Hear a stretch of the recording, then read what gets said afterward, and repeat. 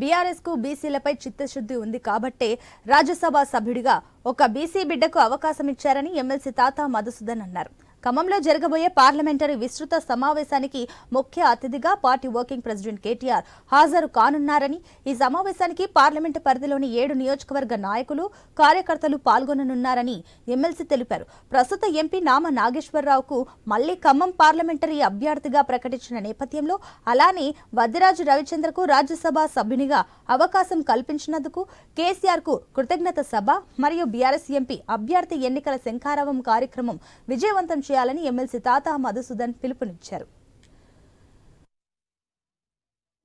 వద్దిరాజు రవిచంద్ర గారికి రాజ్యసభ వచ్చిన సందర్భంగా, అలాగే నామా నాగేశ్వరరావు గారి పార్లమెంటరీ అభ్యర్థిత్వం ఫైనల్ అయిన సందర్భంగా రేపు బీఆర్ఎస్ పార్టీ జిల్లా కమిటీ ఆధ్వర్యంలో ఉదయం 10 గంటలకు మామిళ్లగూడెం, ఖమ్మం మామిళ్లగూడెంలోని వివిసి ఫంక్షన్ హాల్లో పార్లమెంటరీ స్థాయి విస్తృత స్థాయి సమావేశం అంటే బీఆర్ఎస్ పార్టీ